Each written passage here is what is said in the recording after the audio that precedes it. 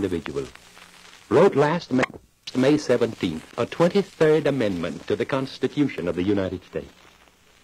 It's an amendment that reads like this: the people of the several states shall have no rights, social, political, or cultural, not subject to review and revision and invasion by the Supreme Court. They didn't put it, of course, in so many words. Their arrogance didn't go quite that far. But that's what they said in that integration decision. And any man with sense enough to get out of the rain can read it.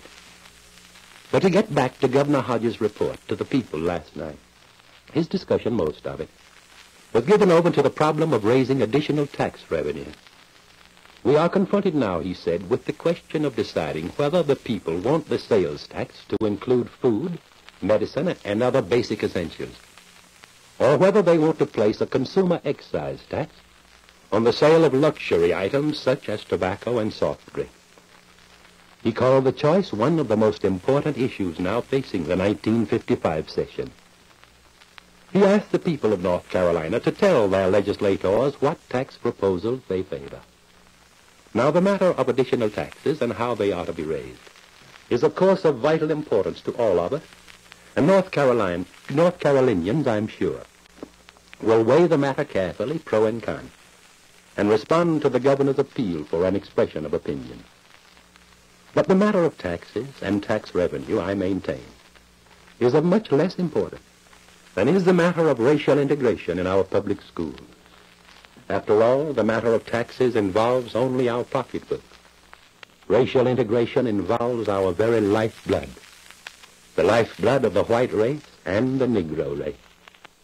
And upon that matter, the governor, in his report last night, asked for no expression from the people of North Carolina. So far as the governor was concerned, that matter has been settled. It's settled by the report of the governor's Special Education Committee, headed by Mr. Tom Pearsall of Rocky Mount, and a distinguished group of our citizens. Now, this reporter holds the members of that committee in the highest regard. They are all outstanding men and women, and they have given this problem careful study and come up with a recommendation. That recommendation, as outlined by Governor Hodges again last night, is simply this: turn the whole problem over to the local school boards to be faced up to on the local level. If that program doesn't work, said the governor, and just what he meant by that isn't quite clear in the mind of this reporter, then the legislature can take further action. That statement was in itself a frank admission on the part of the governor that this is only a sort of delaying action. It's based upon the premise that if the segregation covey scatters fast enough and in all directions, a lot of birds will get away. But it's an admission, too, that some birds are going to be shot down by the expert gunners of the National Association for the Advancement of Colored People, armed now with that Supreme Court decision. A frank admission that in some places there will be immediate integration in our public schools.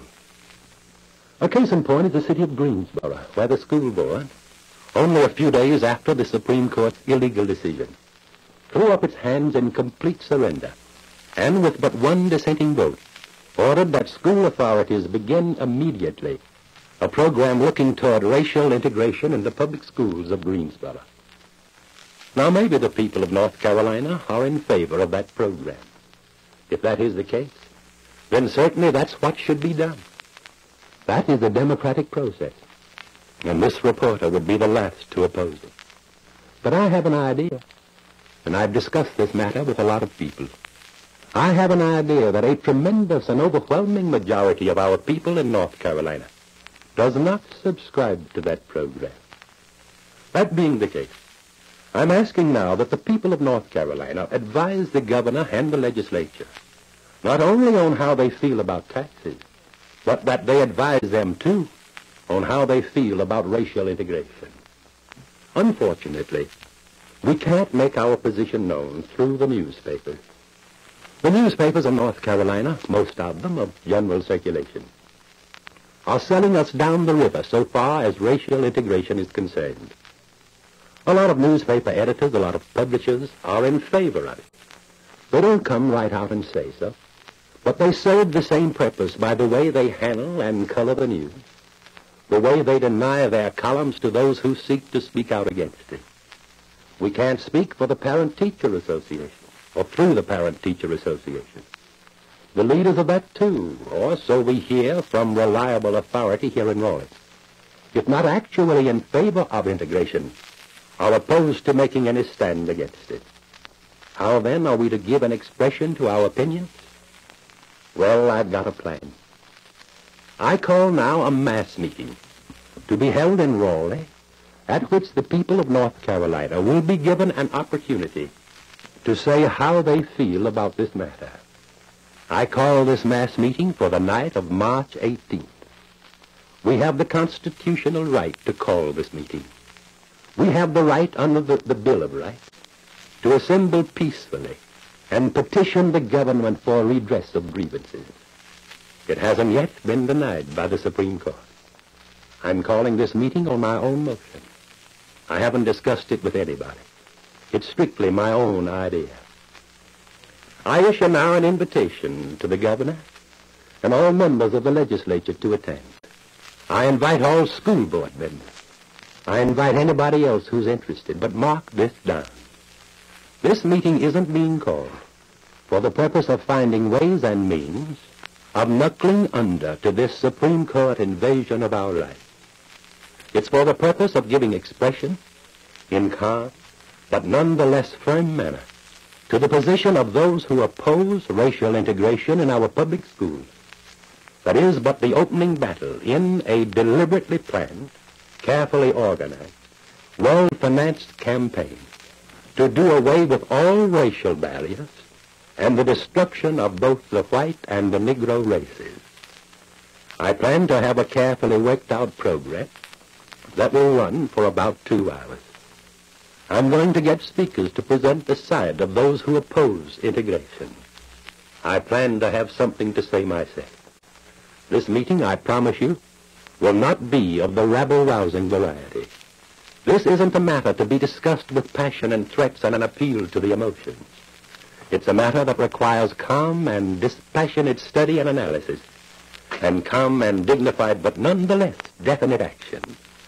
That will be the tone and the tenor of that meeting to be held in Raleigh the night of Friday, March 18th. If you're interested, I appeal to you to make your position known by being there. I hope to get the Coliseum at State College for this meeting. The price, I know, is $600 for other meetings, and the hall has not yet been reserved for anybody else that night, and I'm prepared to pay it. But I'm not able to get a direct answer from Coliseum authorities. I'm confident, however, that permission will be granted once they understand fully the fact that this meeting is for the one purpose of giving the people of North Carolina an opportunity to meet there and express their opinion with calmness and dignity on a matter that is of such vital importance to all of us. Now a message from Sam Beard. Here's a man who believes in using plenty of fertilizer on his tobacco. And not just any fertilizer, but the best, Smith Douglas Orange. We got our plants off to a good start with Smith Douglas Blue Ribbon Plant Bed Fertilizer, and Orange did the rest.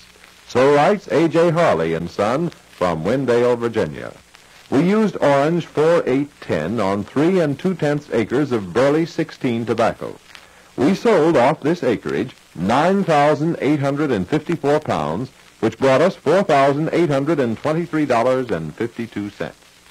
Congratulations to A.J. Harley and Son of Wendell, Virginia, on this fine crop, and thanks for telling us about it. Friends, their return was better than $1,538 per acre.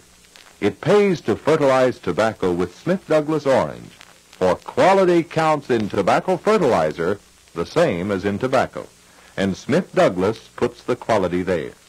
This year, try the outstanding tobacco fertilizer used and acclaimed by so many outstanding tobacco farmers. Orange fertilizer, made by Smith Douglas. Order yours today. And now, back to Mr. Debnam.